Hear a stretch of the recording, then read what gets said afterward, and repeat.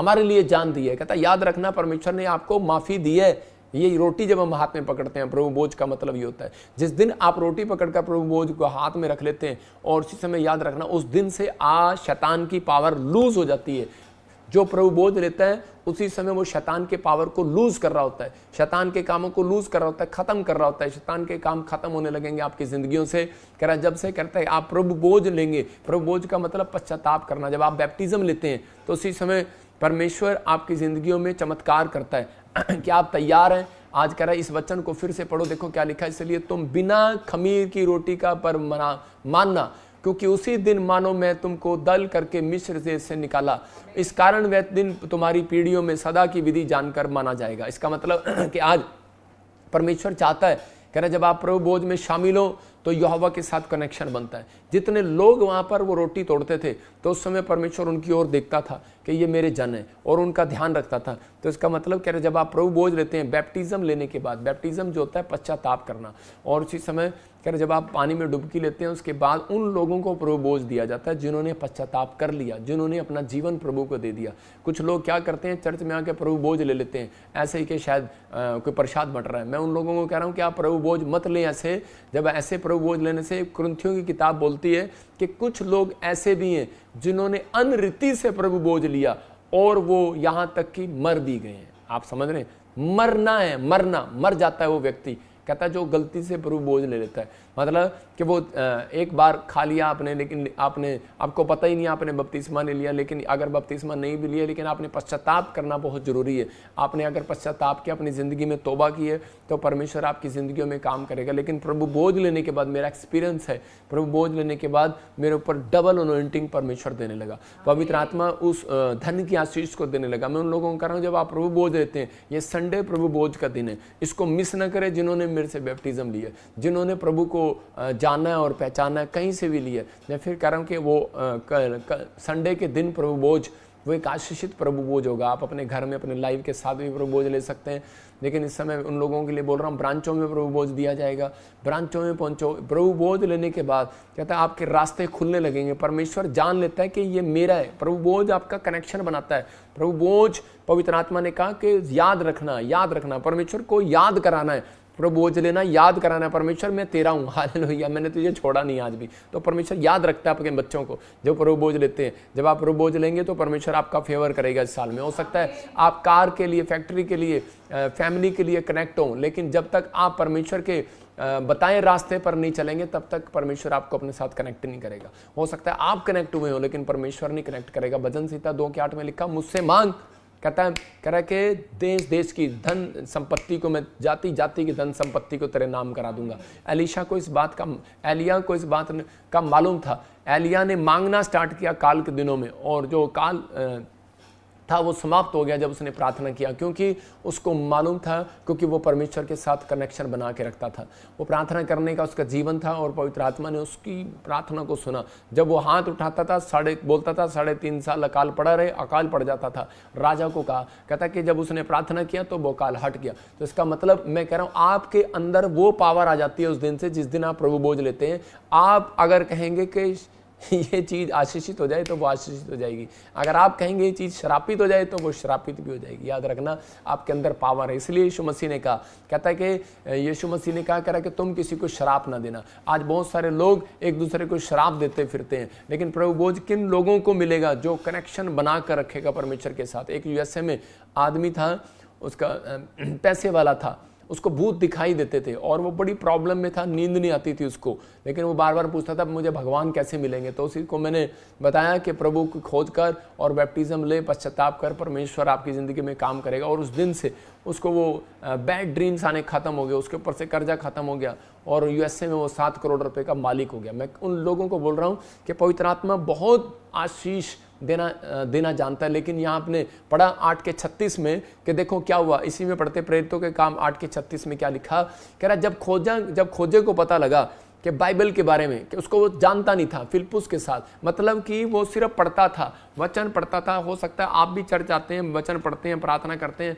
लेकिन आपके ऊपर कोई भी आशीष नहीं आने वाली। मैं फिर कह रहा हूँ रूंगे में, कि आपको कह रहा हूँ कि लाला की दुकान पर जैसे रूंगा देते हैं ना, कि बस ऐसे रूंगा दे देते हैं, कहते हैं ऐसे ही कहते हैं कि आज बहुत सारे लोगों के साथ ऐसा हो रहा है, वो चर्च जाते हैं लेकिन उनके ऊपर आशीष नहीं है। 2 साल हो गए चर्च जाते हुए, लेकिन उनको पूछो बपतिस्मा लिया, कहते हैं कि नहीं लिया, तो आपके ऊपर आशीष कैसे आएगी। यहाँ पर जब इसको पता लगा कि मैं बाइबल पढ़ने वाला व्यक्ति हूँ, चर्च जाने वाला व्यक्ति हूँ, लेकिन मुझे तो समझ में कुछ नहीं आ रहा बाइबल, कहता है कि मैंने बपतिस्मा ही नहीं लिया। तो उसी समय फिर कहता है कि मैंने बोला इसको 36 आँख खोल, तो उसी समय 8 के 36 में, हाँ पढ़ क्या लिखा। मार्ग में चलते चलते वे किसी जल की जगह पहुंचे। हाँ, तब खोजे ने कहा, देख यहाँ जल है, अब मुझे बपतिस्मा लेने में क्या रोक है। देखो क्या कह रहा है, कह रहा मार्ग में चलते चलते वे किसी जल की जगह पहुंचे, तब खोजे ने कहा देख यहाँ जल है। इसका मतलब कि वो बाइबल पढ़ रहा था, वो इकट्ठे जा रहे थे घोड़े पर बैठकर, रथ पे बैठ के, तो फिलिप्पुस ने जब उनको समझाया तो उसी की समझ में आया, तो उसने उसी समय कहा, कहता कि मैं कल नहीं लूंगा,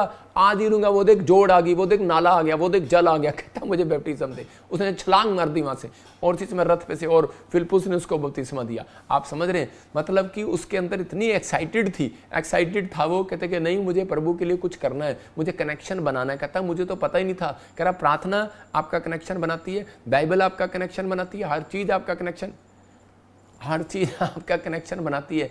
लेकिन उसको जब पता लगा बैप्टिज्म लेने वालों के साथ परमेश्वर रिश्ता बनाकर रखता है, तोड़ता नहीं है, तो उसने उसी समय परमेश्वर के साथ रिश्ता बनाया, और उसी समय पवित्र आत्मा ने उसकी जिंदगियों में चमत्कार कर दिया। तो आज आप चाहते हैं कि परमेश्वर आपकी जिंदगियों में चमत्कार करे, आपको आशीष दे, तो अपने हाथों को उठाओ और उसी समय कहो कि प्रभु मैं याद करता हूं कि प्रभु बोझ लेने वालों के साथ तो परमेश्वर ब्लेसिंग देता है। ये यूहन्ना 15 के 5 के 5 में लिखा, हमारा शरीर में कितने अंग है, मतलब लेकिन सब जुड़े हुए हैं कि नहीं। तो ब्रांचेस तुम मसीह की देह हो, कहता है कि जितनी भी ब्रांचेस हैं PBSM की, वो सब यीशु मसीह की हैं, मतलब कि जैसे एक शाखा है।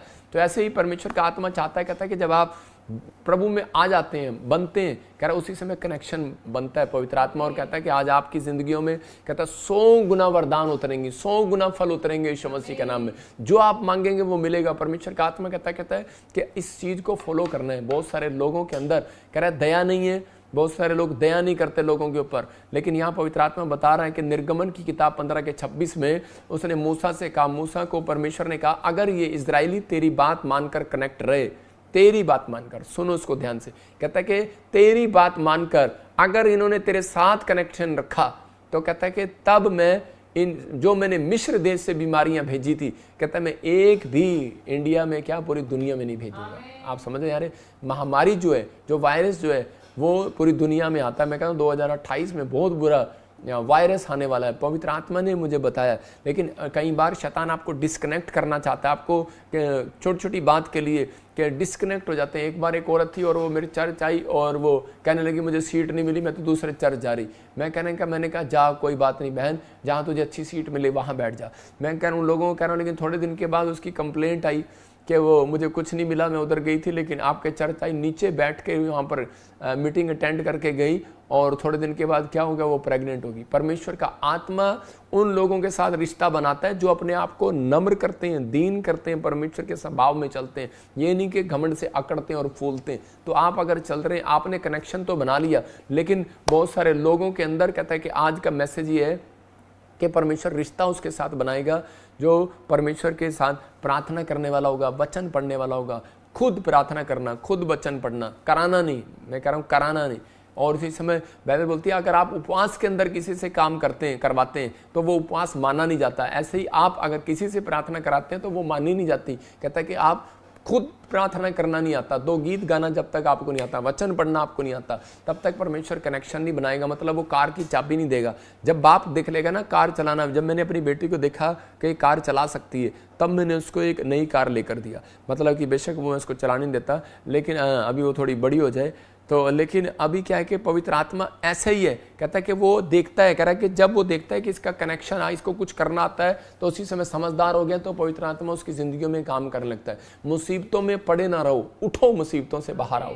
पवित्र आत्मा ने आपको मुसीबतों में गिरने के लिए नहीं बुलाया, आपको खड़े होने के लिए बुलाया है। आपको शैतान को गोल फुटबॉल बनाकर किक मारने के लिए बुलाया। आपको डरना नहीं है, आपको घबराना नहीं है, आपको अपने कर्जे में, बीमारी में, समस्या में, प्रॉब्लम में जाना नहीं है। मैं आपको बता रहा हूँ कि ये टावर है, एक फोटो में भी देख सकते हैं आप, ये टावर और ये फ़ोन है, ये फ़ोन वाला व्यक्ति कहता है जब इस टावर के नज़दीक जाएगा तो उसी समय क्या होगा कि इसका कनेक्शन बना रहेगा, अगर ये से दूर हो जाएगा तो कनेक्शन टूट जाएगा। कहता है ऐसे ही वाईफाई के जब आप वाईफाई से दूर हो जाते हैं, आपका मोबाइल वाईफाई से दूर हो जाता है तो उसी समय उसका कनेक्शन टूट जाता है। तो अगर आप जिस दिन आप प्रार्थना नहीं करते उस दिन कहता है आपका कनेक्शन टूट जाता है। याद रखना पतरस का कनेक्शन कब टूटा, कब वो गिरा, कब कहता है कि पवित्र आत्मा ने कहा पतरस ख्याल कर तू कहां से गिरा है, ख्याल कर तेरा कनेक्शन कहां से टूटा है। तो इसका मतलब कह रहा है हवा ख्याल कर तू कहां से गिरी है, हवा ख्याल कर। आज वो कह रहा है कि आज चाहे कोई भी सुन रहा हो तो इसी समय A to Z जो भी सुन रहे होंगे, परमेश्वर का आत्मा कहता है ख्याल करो, कह रहा तुम कहां से गिरे हो, क्योंकि तुमने मेरी बात को मानना छोड़ दिए।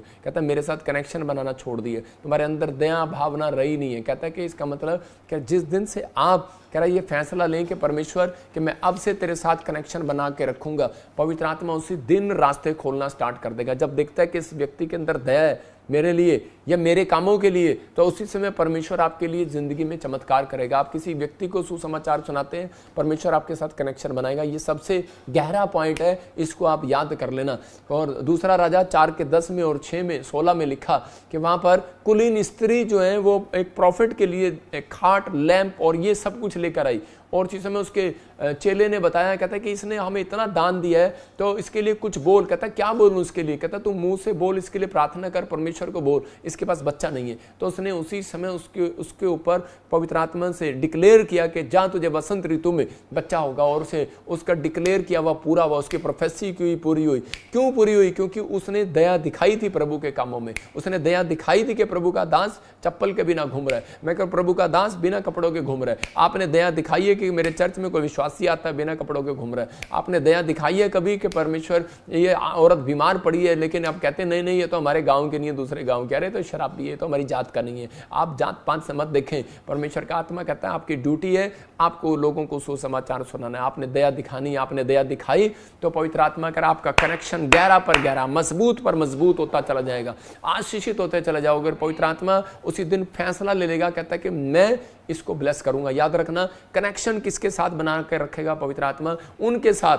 कहता है कि जो अनॉइंटिंग प्लेस पर आज लोगों के बिजनेस क्यों बर्बाद हैं, याद रखना क्यों उनकी चर्च आज भी कहता है कि बढ़ नहीं रही है। कारण रीजन 2 कारण है। कहता आपके घर में धन क्यों नहीं आ रहा, आप बीमार क्यों है। कहता तीन चीजें हो सकती हैं आपकी लाइफ में। आप अनॉइंटिंग प्लेस पर आ नहीं रहे होंगे, आप अनॉइंटिंग प्लेस पर आना जरूरी है, कनेक्शन बनाकर रखना जरूरी है, अनॉइंटिंग प्लेस पर आना जरूरी है। अंधा भिखारी कनेक्शन बनाने के लिए अनॉइंटिंग प्लेस पर गया, कहता है कि वहां बैठा रहा, वो यीशु मसीह आया और उसने उसको चंगा कर दिया। पवित्र आत्मा यही बात बताना चाहता है। अनॉइंटिंग प्लेस पर गया कौन? नमान, कोढ़ी था, उसको जाना पड़ा। आप कहां रहते हैं? छत्तीसगढ़, उड़ीसा, यूपी, बिहार, पंजाब, कहां रहते हैं? लेकिन जब आपको पता है कि इस समय आप देखो कि ये 10 साल हमारे लिए सेवा करने बड़ा मुश्किल था, ऐसी ऐसी गवर्नमेंट थी, ऐसी ऐसी चीजें थी, हमारे खिलाफ था सब कुछ, लेकिन हमने परमेश्वर के सामने घुटने टेके और परमेश्वर पर भरोसा रखा।